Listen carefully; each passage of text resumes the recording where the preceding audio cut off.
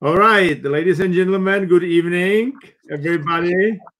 Good evening. If you can put in comments, both folks from LinkedIn and YouTube, because we are also broadcasting to YouTube, that you can hear us and see us properly. If you can put into the comments, and we can start. So we wait for a while. You know, I will check also on my phone on the LinkedIn broadcast. That everything is going well. So here we go.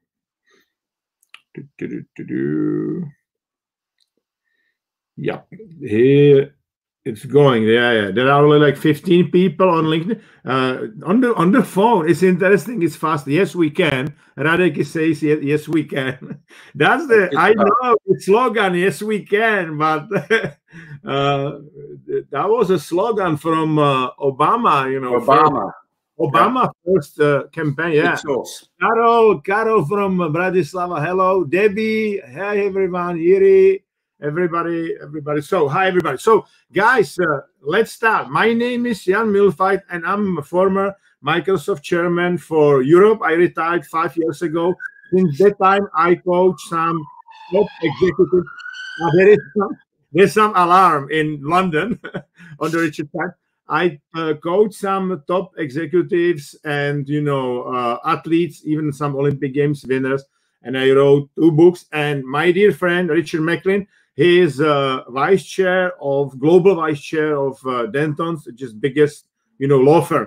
And the team today, I don't know why, I have like 25 people on LinkedIn, and StreamYard is showing only 6 people here. I don't know, because on LinkedIn on the phone, so there's much more people than what we can see here. Anyway, so our team is our internal energy, the human energy. And what I realized last 5 years, I used to be professional tennis player, but when I was 20 years old, I basically finished like professional playing, but I'm still in sport. But what I realized in sport now, coaching for 4 years, some Olympic Games winners and top guys, in sport, the rest is basically part of the performance, while in the business, rest is like expression of the weakness very often. Okay. If you compare sport and the business, in sport, my guys are having training like for 3-4 hours, and then they have a rest. They have a physio, they have a massage, they have a mental training with me, and so on. While if you are in the business, like I was, and I'm still in the business, and Richard is, you are pretty much having almost no training, and you still perform. Okay. You have a limited support. You are still in the competition. Okay. So, and in the past, if you think about it, people million years ago, they were like hunting, having a rest. Hunting, having a rest. We call it in sport periodization. Basically, you perform, you need to have a rest, you need to gain energy back. Okay. Why in the business we go very often like that? We go, hunt, and then there is a depression, or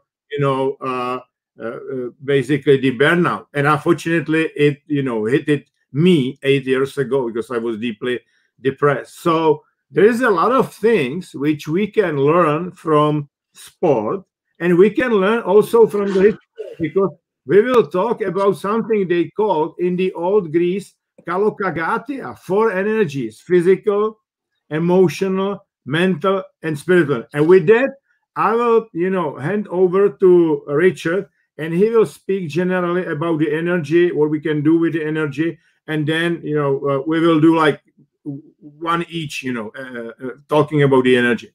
Okay, Richard, the floor is yours. Thanks, Jan. So look, we're going to talk about why it's more important, we think, to manage our energy rather than our time. And I should say at the outset that a lot of our thinking is based on the excellent work done by Tony Schwartz and Jim Lower in this regard, which we really endorse and we've learned a lot from. And if you take energy, energy is defined, whether it's physical or mental, as the capacity to work. And the better our energy, the better our performance. No surprise there. But also the better our fulfillment, which brings us into the mental sphere, which Jan was talking about. And if we're more fulfilled, we're more happy. And if we're happy, as Jan in his brilliant book, The Positive Leader, there it is. There we go. It's not rehab at all. Happiness leads to success and not the other way around. And Jan has taught me that, and I firmly, firmly believe in it. So despite all of this, what do? What we actually do, don't we, is we manage our time, in all honesty, in business, not our energy. And yet time is a finite resource. However much time we think we're managing, we're kind of rearranging the decks, the deck chairs on the Titanic, right? Because there are only 24 hours in the day. Whereas energy, at least human energy in that context, is a different story. And if we manage our energy, we get more out of our time. So actually time can expand supernaturally if we are more efficient in the management of our energy. So I'll give you an example, right? As Jan said, I work for a law firm. I've spent 35 years billing hours to clients. That's a good example. It's a good example, right? Absolutely. It's time. And billing a lot of money per hour. A lot of money per hour, right? Absolutely. I don't deny it. Unfortunately, our costs are quite high too, but we can worry about that another time. It is a high quality also, right? So, well, that's the question. Because what's the quality of the hour that we're billing? Now, sure. If I get up early in the morning, have a nice coffee, go to work and do some research and turn it into a document and do a magnificent piece of advice on that, then I would say that's a quality hour. If, however, at 3 a.m. in the morning, I'm negotiating against 20 other people in the room for my client after having worked 16 or 18 hours, is that hour as valuable as the hour I did first in the day? What's the difference between the quality and the quantity of that hour? And yet we charge the same for that hour. And I think what we're talking about, Jan and I, is the difference between an energetic hour and an exhausted hour. Energetic time and exhausted time. And there's a huge, huge difference, because if we charge the same to a client in my business, okay, for example, we're also draining ourselves at 3 a.m. in the morning. So it's expensive in terms of energy or money, whichever way you look at it, for both my customer and for me. So if we can make that energy more effective, then our time expands, because each hour we put in becomes more valuable. Now, Schwartz and Leyer talk about 4 cylinders of an engine that have to keep running in perfect unison. Jan and I think of 4 engines on a plane that have to be in perfect harmony to fly us forward. And those 4 engines, as Jan said, are physical energy, mental energy, emotional energy, and spiritual energy. And we're going to talk briefly about each one. And we're also going to talk about the need, as Jan said, for recovery time. You know, life is a marathon, or is it a set of sprints? Maybe we should look at it as a set of sprints. Yeah. You think of a racehorse. You don't push a racehorse out non-stop for the whole of its life. Of course, it takes downtime, and downtime is, in fact, we should learn, productive time, just like a football team. It runs at its best when it has time to relax in between games. And so we're interested in developing that idea of recovery to make sure that the time we do spend on the job in business is really efficient, really powerful, really energetic time, so that time can actually expand, at least in terms of its value. And that's all about creating positive rituals, you know. And all these little rituals are quite small and they're quite simple to improve our energy. But as we said before in this series, there's a lot of difference between knowing what to do and actually doing it. All the difference is there. And so we're talking about focusing less on getting more out of time by managing time, and investing much more in building energy. And that starts, doesn't it, Jan? Starts with physical energy. Absolutely. Before I will talk about the physical energy, 2 comments on what Richard rightly said. Marathon versus sprints. Very often we are telling people life is a marathon. The business is a marathon. But there are some key events in your career you need to concentrate on, like Olympic Games. Okay. I used to tell to my people, whenever Bill Gates is in your subsidiary, it was probably once in 4 or 5 years. Okay. But if they were small subsidiaries, if there were subsidiaries like UK, France, Germany, it was obviously probably once a year. But I was telling to the people, you need to be ready like for Olympic Games, because you can, during that 1 hour, 101 or 1 to few with the Bill Gates, you can make or break your career. Easy as it is. And that's the same with your customers. That's the same if you are like athlete on the Olympic Games or the championship, whatever. That's point number 1.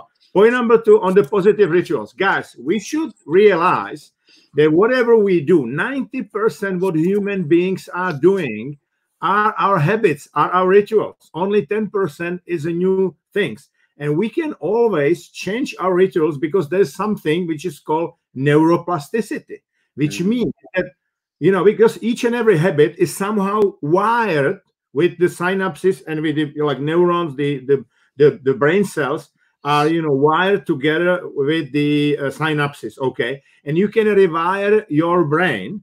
It takes some effort. You need to have like emotional connection to that activity, number 1. Number 2, you need to have a trigger to change that habit.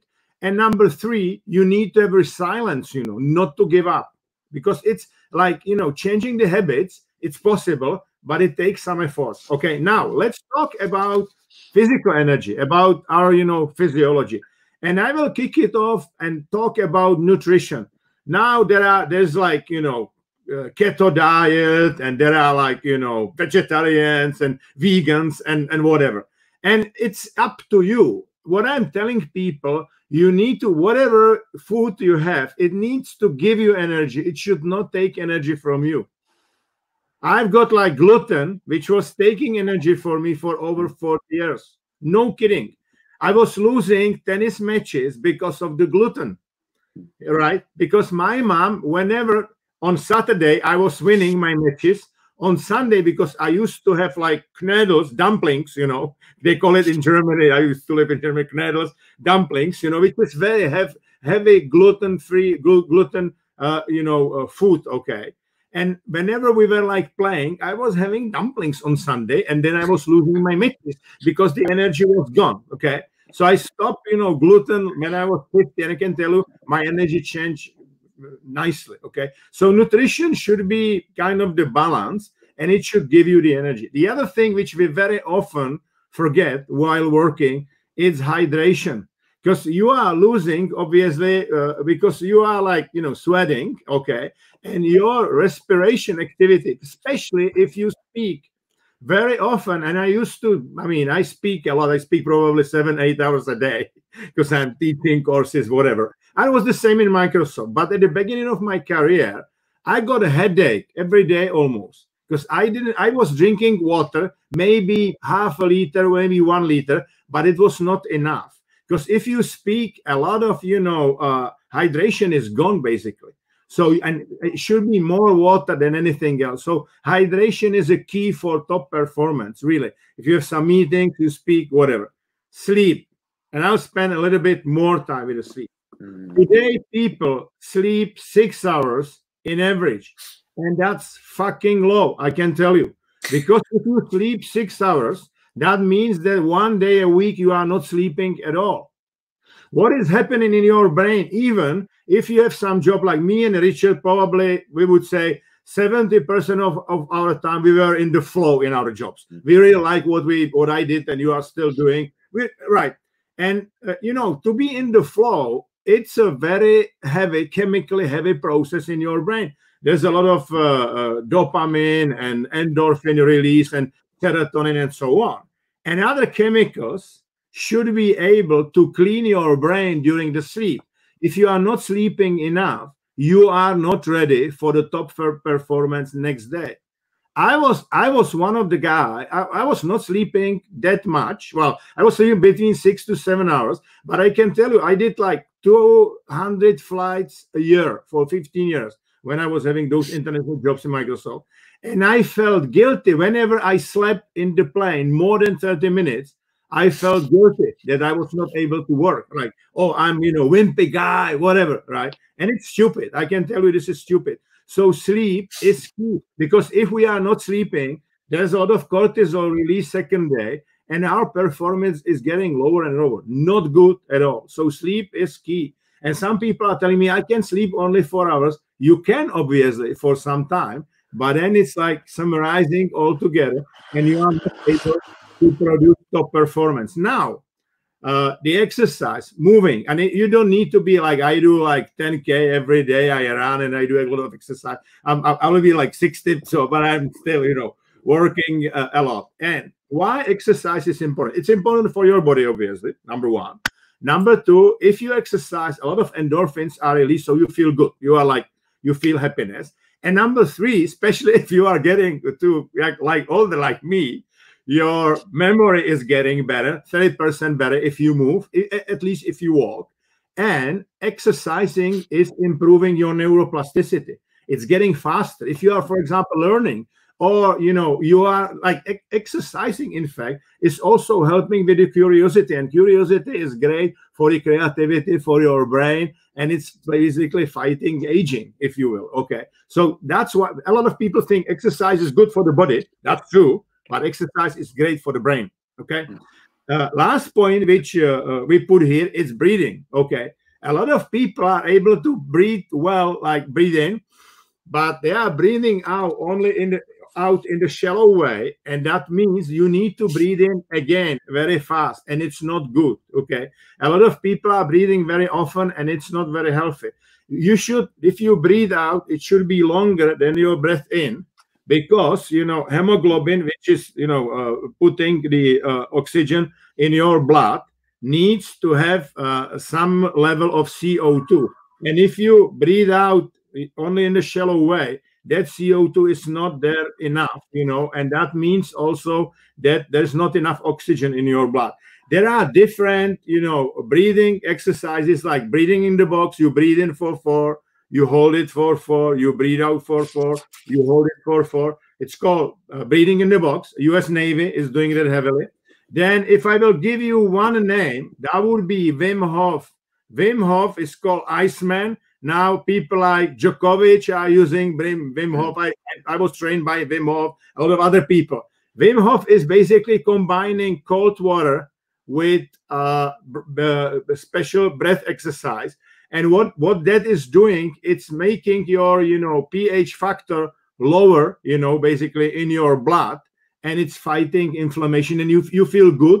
It's good for your, immunity, but it's helping you also with the right breathing. So those are like, small things, but if you will do those, right, it will make a huge difference. The reason I believe 30 to 40% why I was successful as executive was the case that I was able, every day to like run and do some special exercises. Obviously, I screwed up with mental energy, and once Richard will talk about the mental energy, I'll talk about it, because I did not renew my mental energy. That's why I ended up in the mental hospital 8 years ago. But that's what happened. Okay, Richard, mental energy now. Right.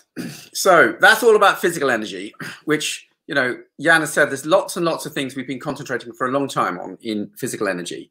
But we also know, don't we, that our mental performance diminishes as we become mentally tired, and yet we're not so good at looking after that, nurturing that.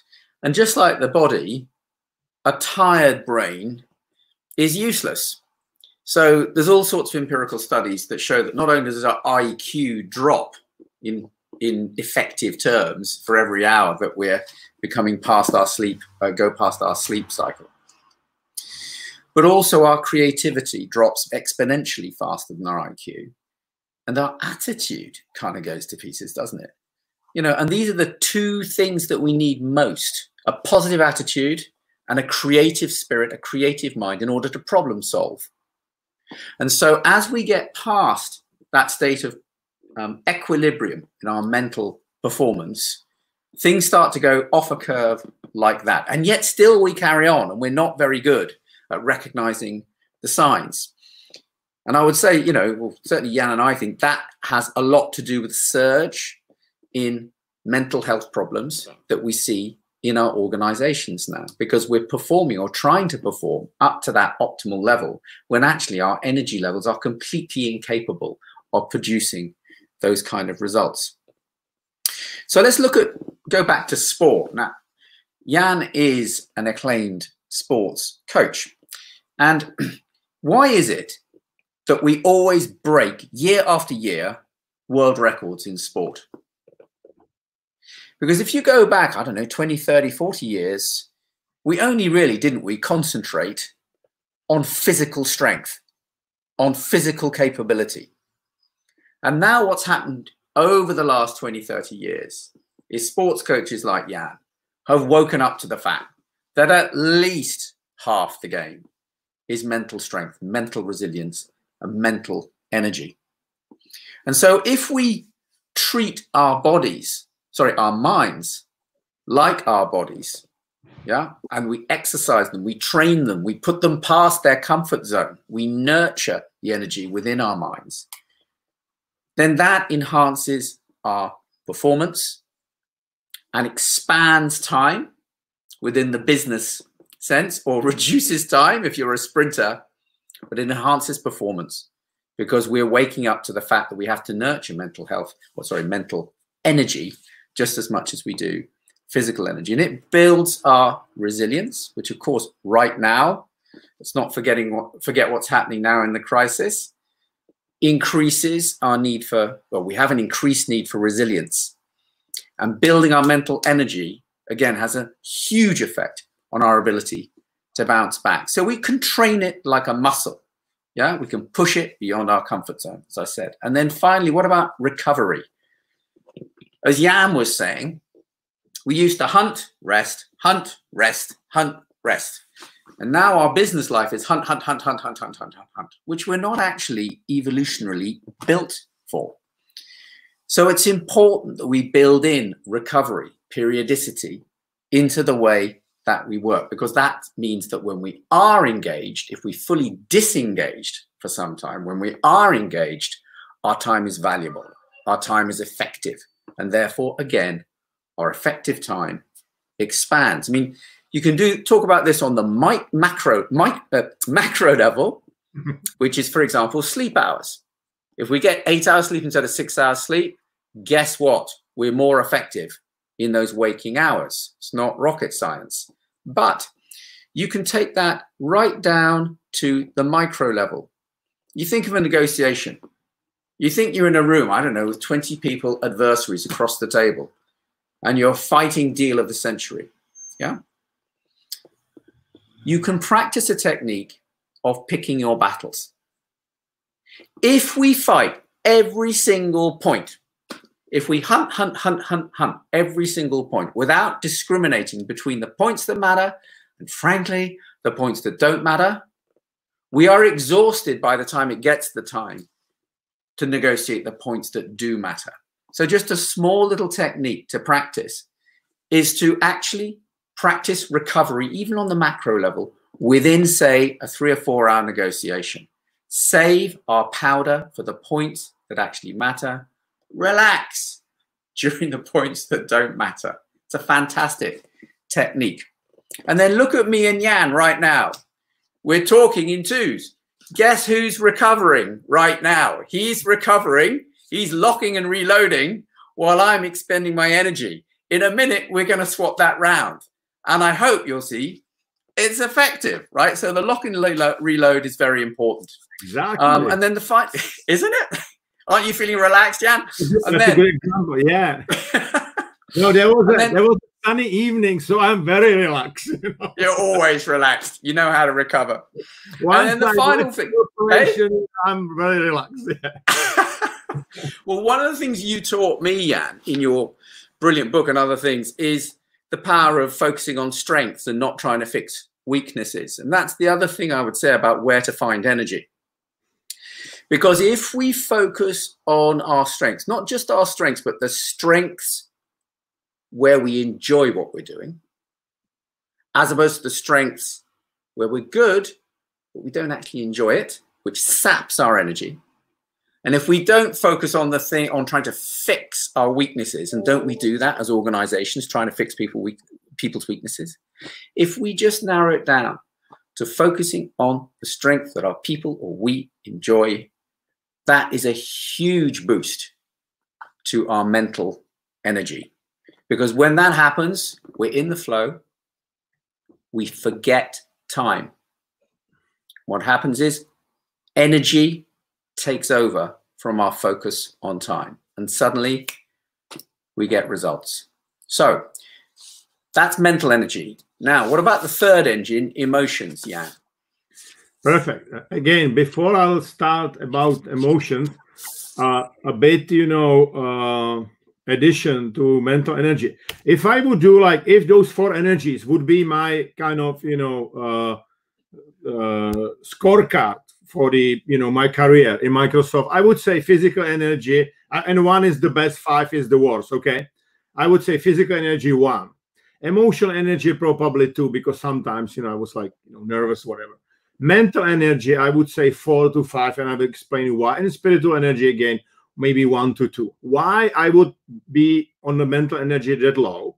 Because unfortunately, the reason why I was depressed was not genes or situation in my work or whatever, because I had a job. I was very happy in that job, right? But I did not have a mental rest, basically. I was, whenever I was like running or being in sauna or even like getting massage, I was still like, my brain was up and running all the time. Sometimes I could not sleep because, my brain was operating all the time. And it was kind of the okay-ish up to the 50 years old. And I collapsed, basically. And I collapsed in a big way. I almost lost my life, right? It was one of the worst, depression that professor told me was having in his, career. When I recover, obviously, I created a lot of mental models, which I'm using now with executives, with, athletes and so on, because I learned about my brain from experience, and this is always good. Okay. Yeah. And one thing which I recommend to do, I call it TMT, total mental training, because you can, as Richard rightly said, you can train your brain, you can train your mental capacity. The one thing would be like, I'll use my water. You can drink that water absolutely automatically, or you can take a sip and you can basically follow what is happening with the water in your body. Okay, because if you will start to do things mindfully, write mindfully, eat mindfully. If you walk the dog, one of the best, guy now in Bundesliga, Patrick Schick, he's scoring 20 matches, like 10 goals. When he's walking the dog, he's more or less meditating. He's concentrating on that activity. Okay, and you can. This does not require any additional time. You just need to do things, mindfully, be in the present moment, right? Because whenever you like lower the frequency of your brain, and if you go to the alpha level, like 8 to 12 hertz, it's very good. Now, emotional energy. And I will start by some story. In 1995, Bill Gates put me and a couple of other folks in some special program. It was called Bench. And we used to have like one top teacher for one week, like every month, like 1 week. There was a top teacher. We've got like Philip Kotler on marketing, Eduardo Bono on creativity and on emotion. We've got Daniel Goleman. He's the author of the book Emotional Intelligence. That's the key book, okay? And in that time, he was saying that overall success, it's 20% IQ and 80% EQ. 80% emotional intelligence, 95. Now, because I am a fellow at the Harvard Coaching Institute, I was watching some webinar with him. He's saying now, after 25 years, that it's only success, it's only 7% about the IQ and 93% about the EQ. And we are still not teaching emotions. What is around you, that's what we are teaching. Okay, we are teaching geography, history, math, and so on. But we are not teaching what is inside you, self-awareness, emotion, so on. Right. Now, let me talk a bit. What is emotion? Okay, emotion, guys, it's where your, thought is touching your body, basically, right?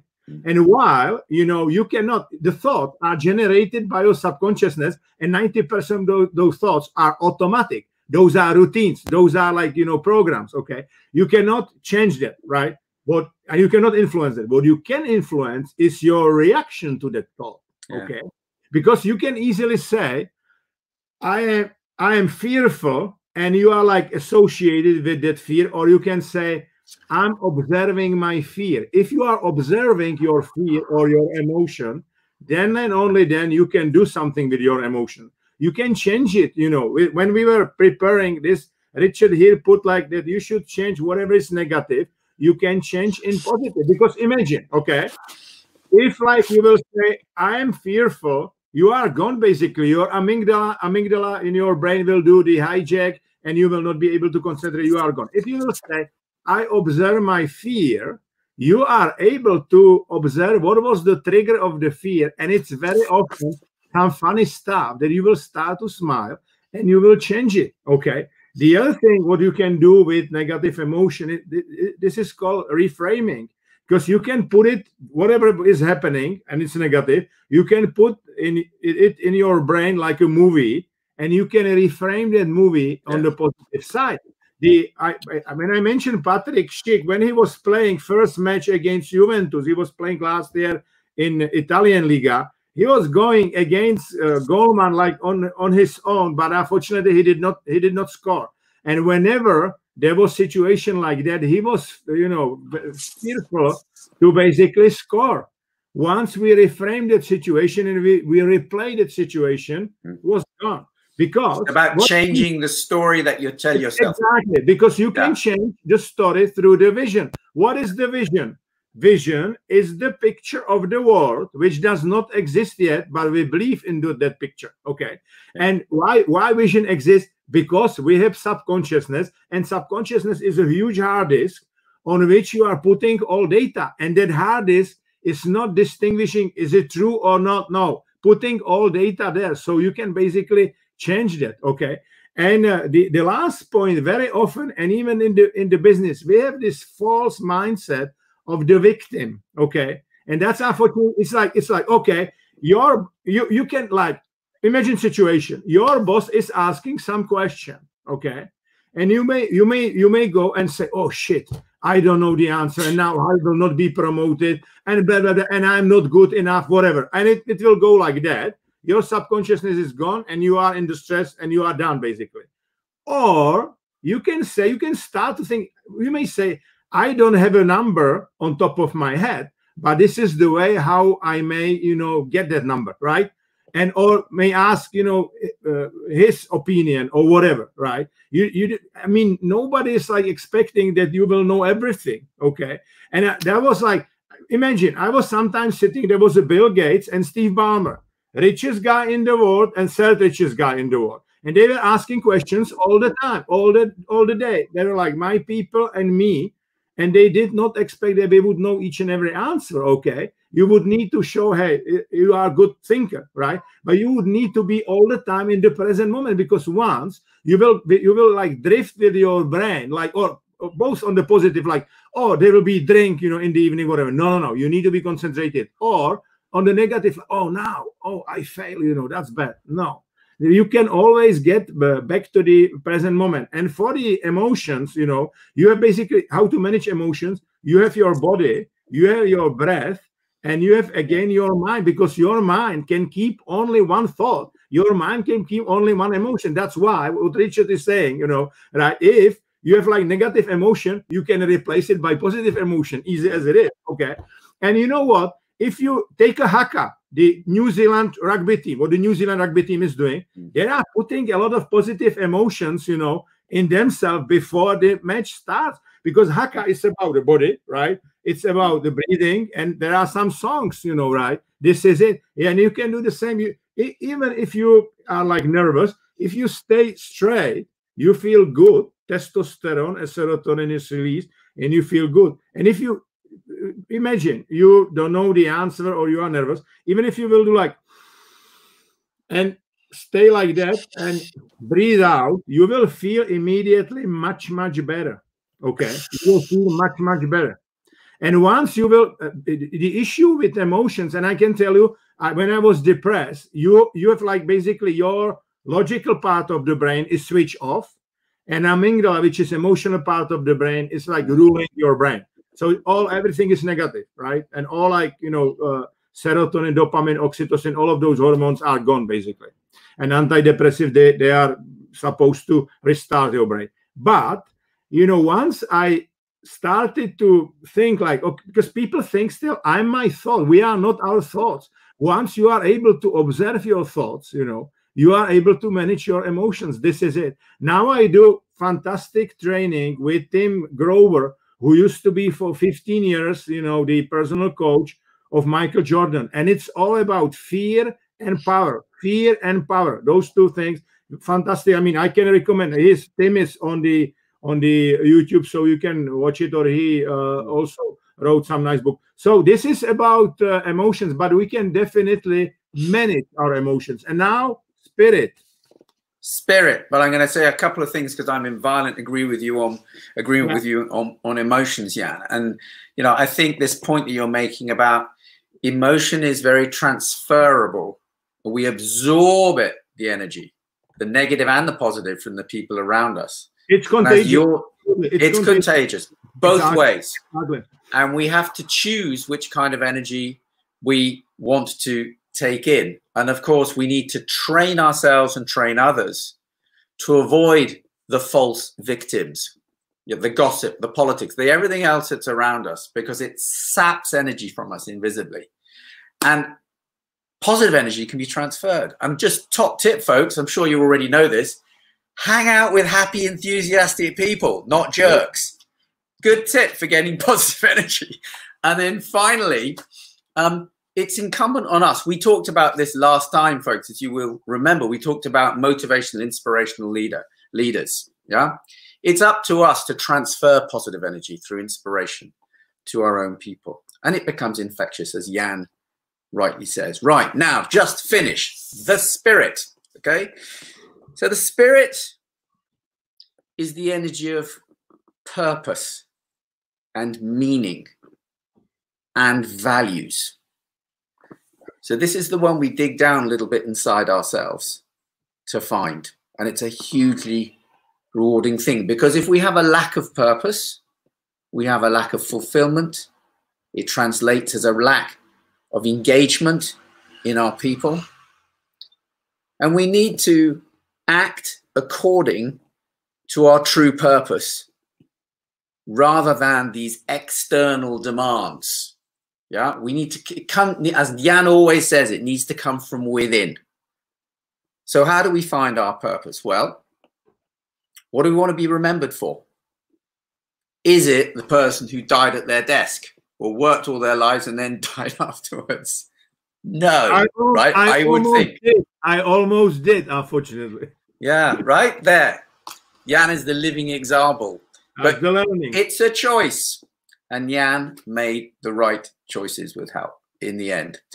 So purpose is a choice, but it's also a journey of finding what it is and making sure all of our energy comes from within and we radiate to others. And values, super important. And I've sort of always wondered about values, you know, well, what are my values? It's actually quite hard to do that. And I found a test which you may find useful, everybody. I don't know. I found this very useful. Is what do you really dislike in other people? What really pisses you off in other people? Right? If you don't like selfishness, your value is the opposite of that. It's generosity. You value generosity, for example. And if you go through that exercise of what do you not like about others? It sounds like a negative exercise, but this isn't about the other people. It's about helping you find the opposite of that. And that might help you find your values. If you don't already, perhaps you already know what they are. But to live those values is strongly connected with living for meaning and living for purpose. And it's important, if you do find your values are amongst the generous ones, then it's important to express appreciation, because appreciation expressed reflects back. And deciding who you want to help in life, again, it reflects back. So, final point on spirit. like everything else of these energies, you can make choices. This is the important point that Jan is making. You can choose to be positive in your emotion or negative in your emotion. You can choose to work on your physical and mental energy or not. Yeah. Finally, on the spirit, it's about choosing and making your priorities, deciding on your priorities between work, family, health, service to others. And a little bit of time thinking about that straightens out those strands of your life. It gives you clear energy because you know where you're going. So that's our few thoughts on the 4 engines that keep our planes flying, don't they, Jan? Anything else to add? Yeah, I will add one thing, because my experience was absolutely extreme, because for 2 months I was looking forward to die. I like checked out from the life. And if you do that, if you are like dying, you don't think about what was your title or what was your car or other stuff. No, there are 2 things you basically have in your mind. A, was there a meaning in my life, right? And I was like, there was a meaning, but I was 50 years old, so it was rather short. Okay. And number two, because that's about you. First, you think about you. Okay. But number 2, because we are social beings, that's why we survive so many years, right? Number 2 is like, did I help to find meaning to somebody else? That's the second question. Okay. That's why I absolutely can sign what you said about the spirit and purpose and the meaning. And I would add still, if you wanted to read some good books about the meaning of your life, The Man's Search for Meaning from Richard I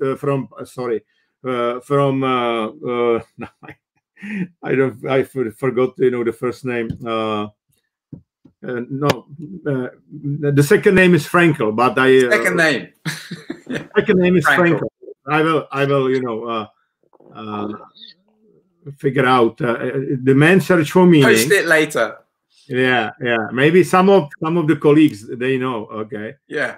And the second book is How You Will Measure Your Life from Clay Christensen. Very good book. So now, guys, you can ask whatever questions you have in your mind. Viktor Frankl. It's the age. Victor. I need to run more, Viktor Frankl. First comment. Yeah, absolutely. Okay, we have somebody from Hungary. We have San Diego, US, New York. That's pretty. Greetings from Paris here, So there is somebody is asking if this will be also on YouTube. Yeah, it will be both on YouTube and LinkedIn as recorded video. So now, if whatever you wanted to ask around the team. Viktor Frankl, yeah, Antonin Přerota is saying Viktor Frankl, absolutely. So you can put your questions in the comments. Meanwhile, I may give you one tool which is from my book Positive Leader, on the how to find your purpose, basically, and or mission, if you will. Richard talked about it already. You can take like 3 circles. Okay, you can. Carol said that you have the same T-shirts. Absolutely, that's we do. Yeah, absolutely. Very proud. Yeah. No, take the first circle, and those are your talents, like your strengths. You can do some tests, or you can basically figure out, as Richard said, what is giving you energy. Those are your talents. Then the second circle is your passions. Those are activities for which you are really passionate of, like, while using your talents. I'll give you some example. For example, my talent is like strategy and vision. And whenever I'm using it in the people development, I'm in the flow, basically. Those are like 2. So talents and passions are creating flow. But, mission or the purpose, you need to add what Richard said, your values, because we are basically living in social environment, and our values are basically reflecting what we admire in the other people. What you said about the negative, quote negative, value exercise to figure out what are your positive exercises. Because once you do it, because you can work and have some job which can, you know, bring you to the flow, but your team or, you know, the company values are different from your values, and it's not gonna to work. So it's like, you know, chemistry is very important. So Debbie Richardson is asking, what are your thoughts about blocked energies and chakras? So Richard started, and I will add some stuff. No, I'm going to pass that to you, Jan, because I know you're the expert on this. So I'm going to pass that over to Jan. Right. So yeah, what I so Debbie, what I do like meditation, you know, Tai Chi, yoga, all of that, and I'm like strong believer in those energies. And I tell you, Debbie, I tell you one thing. When I started to have this issue, this mental issue, it did not start it as a mental issue. It started as a physiology issue. Okay, well, I'll explain you why, guys. Basically, because if you are not sleeping enough, you have a lot of stress. Your, you know, diaphragm is blocked very often. It's not good for your gut. Okay, so my issue started with the stomach pain and with the back pain, basically. So I've got those, you know, issues first with physiology, and the doctors were saying, Jan, you are absolutely healthy person. There's like everything is, you know, fine with you. There's we cannot find, and it was unfortunately the mental issue was like somatizing in the body. So I definitely believe that those, you know, pains or blocked energies are, you know, because of our mental problems or emotional problems or whatever. Okay, because a lot of people, you know, if you are in the stress, those, you know, muscles are blocked, and very often you cannot, you know, move your neck or whatever. Okay, completely linked. That's why I think it's always good. For example, what I was doing in Microsoft when there was like no rain or very low temperature, I used to do when I was in the subsidiary, like walking 101s when there was a good weather. I was walking for 1 hour with people talking about their jobs or whatever, you know, because it's quite healthy. But definitely those are important things. And the issue is that we are living in the 21st century, and there's like virtual reality and everything. Okay, and we have those great techniques like working with the chakras and everything, which are known for 2,000-3,000 years. We are not using it. Guys, we used to have sixth sense. It was called kinesthetic sense. Like people, our predecessors were able to feel their bodies. Okay, now if you have like back pain, immediately some pain, you know what I mean, right? There are still some people like, you know, yogins who can, you know, feel the body. It's a good thing to learn, you know, right? So great stream again. How can I tell that I'm achieving my 100% and cannot go further? That's for you, my friend. Lawyers are always pushy. My daughter, she's working all the time, you know. So here's the bad news, right? You will never achieve 100%. Here's the good news. There is no limit. And that now is one of the best achievers, true. One of the high achievers is talking now. Absolutely. But that's the truth. That is honestly the truth. And I'm sure, what's the name of this lovely person who's asked the question? Philip. I'm sure, Philip, that you've had lots of experiences in your life, otherwise you wouldn't be asking this question, where you've surprised yourself. And if you look back 2 years, 3 years, 5 years, 10 years, you're in a position now that you think, wow, if I'd known 10 years ago that I would have achieved this, I would never have believed it. I bet you have some experiences like that. And so it goes on.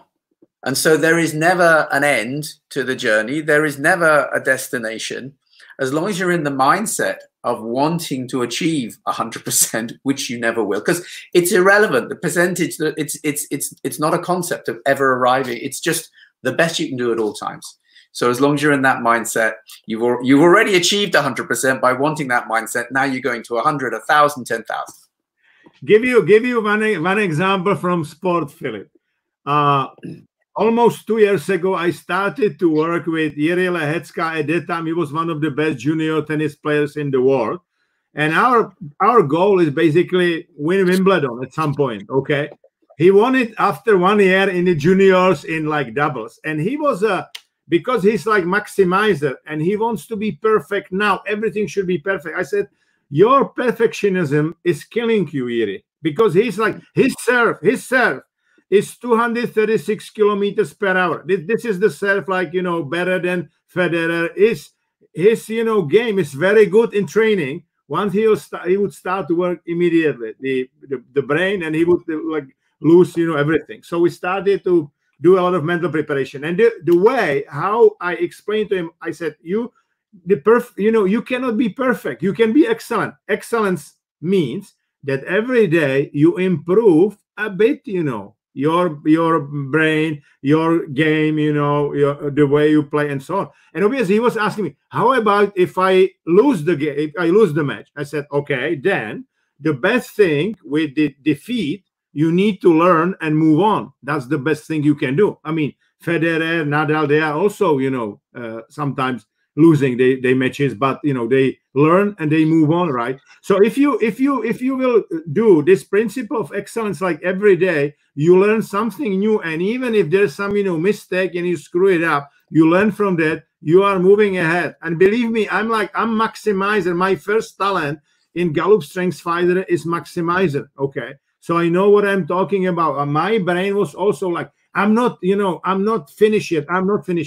But it is always tomorrow, you know, right? So you need. And there's a lovely expression. We talk about energy. If you will have a 1 hour more sleep, you will be much more productive in the morning. There's a lovely expression. Everybody knows it. Perfect is the enemy of the good. Yeah. Exactly. If you're aiming at good, you'll continue to rise. If you're aiming at perfect, you'll always fall short and be disappointed. Okay. You know this, right? And the cliche, it's a cliche, but it's the journey, not the destination. Again, there is a great book called Mindset, you know, and the author, she talks about Professor Dweck is the name of the author. She talks about fixed mindset. This is if you are fixed and you want to be perfect immediately. That's when your amygdala, because those people who wants to be perfect, imagine situation. 10 things in your job are going very well that particular day, and one thing it was not going well. Your amygdala, if you're a perfectionist, your amygdala would jump on that one negative thing and would create the whole negative day, even though statistically it's 10 to 1. Okay. If you will move, and that's the second part, it's called growth mindset. Okay. Yes. You're growing every day. That's about the excellence. That's about, okay, perfect. I did a lot of things good, and that the last one I will do tomorrow or day after tomorrow, whatever. This is it, right? There's a very similar thing in the business context, you know, where we have let's say an annual appraisal, and for, let's say it's an hour long, for 59 minutes, your boss says, you're fantastic at this, you were brilliant at this, we're so pleased with that, well done, you knocked it out of the park. And then they get to the end on the things you might want to improve on, and say, just tiny thing here, you know, you might want to just be a little softer in the way you talk. So that's all you remember, right? Exactly. You can choose to remember that and interpret it negatively, or you can choose to see the 59 minutes before and put it in context against the 1 minute and see it as a positive, constructive. That's also it depends also how that last piece is delivered. Okay, because if you are like distinguish between activity and the person, you are not taking it personal. You know what I mean, right? Yeah. And those deals, they need to be, you know, negotiated in that way. Okay. Yeah. Or if you will say, hey, you know, Richard, by the way, there are a couple of things which will make you even better. And I was doing those things also not very well in my career. You know what I mean, right? If you take it from your lead position to show a vulnerability a bit, you know, I think it's a very powerful. That's what makes a great leader, you know, right? Yeah. So vulnerability is our friend. Absolutely. Evening, Andrea. Jan and Richard, a really enjoyable session as usual. Can you give any more examples on replacing negative emotions with positive ones? So it's a choice. Yeah, I know that sounds really trite, but I think the first thing, well, a couple of tips, as we said, hang out with people who are positive rather than hang out with people who are negative. Okay, be intelligent and selective with your time, your interruptions in particular. Actually, if you count through a day, the one thing I love about this current lockdown situation is the lack of interruption and the difficulty for people to come in my room, gossip, make politics, and just make life difficult. It's a simple point, but it's good. And it's about hanging out with positivity. Exactly. Follow positivity, reject negativity. So that's a very important point. And the other thing is, as we've been saying throughout all of this, again, it sounds trite, but everything is a choice. We can choose to interpret something that happens to us in a positive way or a negative way. And the fact is, we are actually programmed from birth to actually interpret things negatively. It's about our survival instinct. Yeah, it's about actually recognizing and acting from fear. But we're not actually in such a dangerous, at least physical, world anymore. And we have the luxury now of choosing to interpret facts in a more positive manner. And that, as we were saying before, is like exercising a muscle. It's a practice, it's a practice, it's a practice. But when, for example, somebody yells at you, let's say you're driving down the street and a cyclist yells at you. Do you know that feeling? I certainly know that feeling. I get upset, yeah? But they don't know me. They don't know who I am. They just saw a car in a place that they wanted to go. And as Jan was said, it's not personal. I think Jan is right on when he says separate the event from the person. That's a massive way. That is a choice. Because and it's an exercise you can practice every day. Then your amygdala, because amygdala, remember, amygdala is active for 3 reasons. Danger, if there's a danger, and clarity, if it's not clear, or new situation. Okay. Yeah. And obviously, if you are like saying some neutral statement, neutral to you, amygdala is cooled down, and you will listen to that person. Okay. To add, and a bit follow what Richard fantastically said about contagious, emotions and the people we are with. Okay. I'll give you one example. If, for example, somebody wants to be top manager, and I coach some really top, people. Panos, greetings to Ljubljana. Panos Alekos, he is a top manager, in Bayern, in the chemical company. I used to coach him, when he was in Czech. He's fantastic. Panos, greetings. And it will all be on LinkedIn, so you will be able, it will be recorded. So let's talk about, those contagious emotions. Whenever I want to somebody to be like CEO or Jiri wants to be, Jiri Lehecka wants to win Wimbledon, I'm telling those people, you need to learn from the best people. In case that guy is Czech origin, like we have Jaromír Jágr, ice hockey player, yes, okay. Lehecka, he needs to, learn from those 3: Novak Djokovic, Roger Federer, and I have a problem today with the other guy. Spanish guy, yeah. Rafael Nadal. Sorry, Rafa. I've spent him like half of the day on the US Open. Why? Because if you watch what they are doing, if you hear what they are saying and so on, it's contagious. It's not that you will be like, copy them. That's bad. You need to stay who you are. You need to localize what is in them for you, okay? That's the way, I tell you, I was like watching, I met Bill Gates for like 10 minutes first, and then in 94, I spent like a whole day with him. And in 1 year, from 93 to 94, almost like every second day, I was watching some videos with Bill Gates or whatever. And for me, it was very known person in 94 already. You know what I mean, right? So you can do that. And for example, what I do as a mental coach, I watch some games and some races and so on. But what I watch almost always, it's press conference, because they are very open at the press conference, whether they are winning, losing, whatever. And that's the same with the coaches, okay? Very often you will learn so much at the press conference, whether it's like Wimbledon, France, Tour de France, and so on. You learn a lot, and then you can, coach. But if you wanted to be number 1 in the world, or you wanted to be number 1, you need to learn from number 1, as easy as it is. You will not. If somebody is playing like division or maybe, winning the league in Czech Republic, Premier League is different, right? It's one of the best in the world. Okay. So Philip is asking, because he just finished the basic school. It's a good guy. That's the guy he asked about 100% achieving. Yeah. Philip is asking, made me think a lot. Thanks for your answers. Made me think a lot. I have just one more question. I just finished elementary school, and I know people are talking a lot about work-life balance. Well, what is good work-life school balance in your opinion?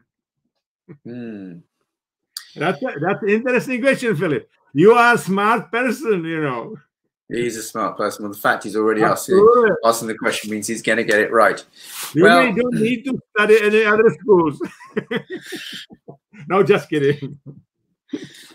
Look, work-life balance is a very personal thing. But like we were saying earlier, it's very important to feel from within your true purpose, your true values, and not to be overly influenced by external demands. Yeah. Right. Philip, I can already tell because you want to know when to achieve 100%. And from that question, I already know you've gone beyond 100% because you're so driven, right? So the question is, when will you get 10,000, a million, the rest of it? I could be his grandfather, you know. Which means I could too. But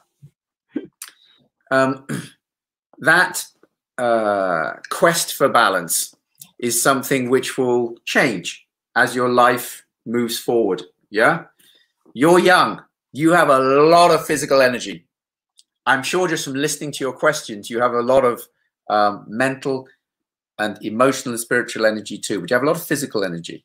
And you'll find as your life goes on, those balances change. Those balances move naturally.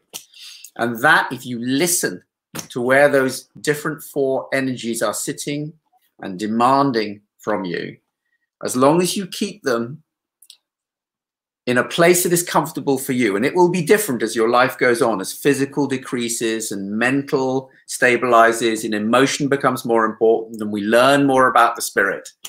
If you listen to all four, I promise you, you will reach the right balance. I can already tell from your questions you will, but it's a personal thing. But look within. Yando Kulil, I would like to ask, what is your opinion on a gap year? I just finished my undergraduate degree and I'm expected to move. Yeah, congratulations. To move or postgraduate, but currently I really don't know what career to pursue.